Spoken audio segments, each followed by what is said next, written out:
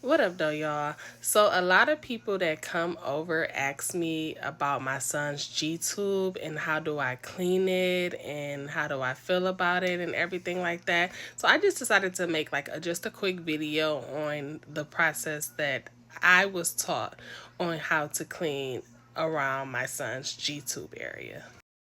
First step is to wash your hands. Anytime you're dealing with changing an open wound or a bandage or anything like that, you want to make sure that your hands are clean. I will go in too and clean my nails just to be sure. I make sure Chase is laying down and comfortable. Hi, Chase. Hi. Hi. I added about 1 ounce of purified water to a clean new syringe. Now you unclamp the G-tube stopper. You just slide it out and it pops up. And you see that it's no longer clamped down. If it was clamped down, it would look like that, pinching down on the G-tube. So I just slide it out and now it's open. So there are 2 openings on the end of a G-tube. It's a smaller opening. That's more for like medicine if he's already getting his feeding or anything else that you might want to push into the smaller tube. And then the main opening is at the top of the G-tube. And this is the area where we're going to flush his G-tube out with water. So all of this leftover milk will then go inside of him, and he's also going to be receiving water. That's good because not only are we flushing and cleaning the G-tube, but he's also getting water, which is good too. So all you want to do is pop open that top. You're going to take that syringe that's filled with that purified water, and then you're going to slowly push down. And that is all pushing through that G-tube. Now you don't have to use 1 ounce of water. You can use less than that. But I'm also giving him some water. So I just made sure I did 1 ounce, enough to flush the G-tube and also enough to let him have some water in his system. So you seen how after I pushed the water in, some of the water kind of squirted out. That's because this isn't clamped down and he was breathing. So sometimes you might get a little bit of backflash, but it wasn't a lot. At this point, you can clamp the G-tube back down. And as you can see, that milk that was in there before is now gone. So that's a nice, clean, flushed out G-tube.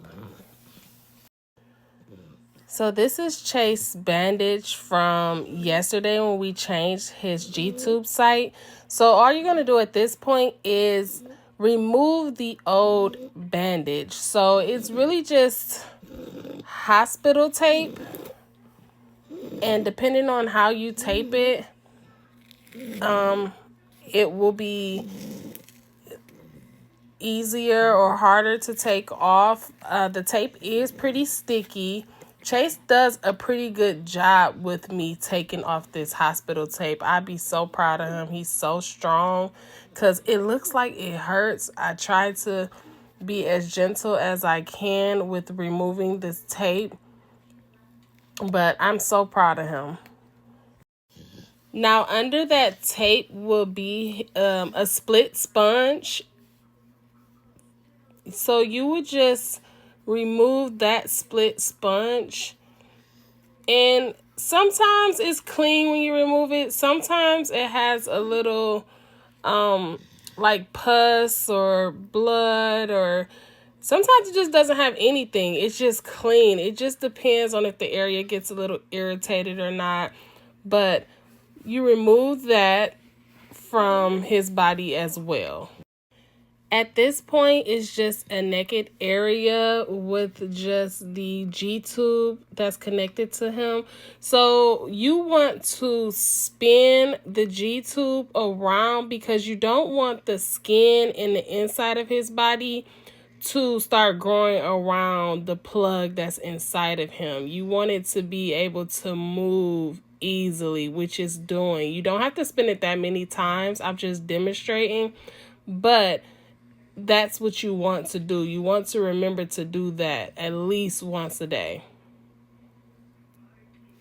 The next two things you're going to need is some mild baby soap and some water. The water, it doesn't matter what container the water is in. I'm just using this hospital container, but you need these two items next. You're then going to place a couple of drops of that mild baby soap into that water. You're going to need a total of 4 cotton tip Q-tips for this next step. So I have these packs that come with 2 in a pack. So that's a total of 4. At this step, you're going to take the first pack with the 2 Q-tips and you're going to stir it into that soapy water. So mild soap don't get as soapy as other soaps do, but we know we put it in there. You can smell it. You can see a couple of bubbles. That's good. Like, that's all he needs. So you take your first Q-tip and you're going to start in the inner parts of the G-tube, like exactly where it's touching and going inside of his body. And you're going to work your way outwards. So you start at the front and you work your way outwards. You don't want to go back into the same areas because you don't want to infect him or anything. You're just doing that one side. You take that Q-tip and you place it to the side. And you grab another Q-tip, the other one that you had sitting in the water, and you're going to do the same thing to the opposite side. Starting in the inside and working your way outwards and just getting that whole area. Now, with the other pack of Q-tips that we had set to the side, at this point we're going to take those out and you're going to dry that same area. But the same way, starting inside the inside and working your way outwards. Just cleaning up that area. That area is now clean, so you're drying it up. And you take your last Q-tip. Go on the other side, start in the inside, and you're working your way out, drying up that area. Now you're going to need your split sponge. So you're going to open up your split sponge. This is what he had on that we took off earlier. A brand new one. And it's already split for you to fit right in between the G-tube. So you're just going to slide one side in and then slide the other side right on in there. So it should look perfectly like this. So now I have some hospital tape, 3M.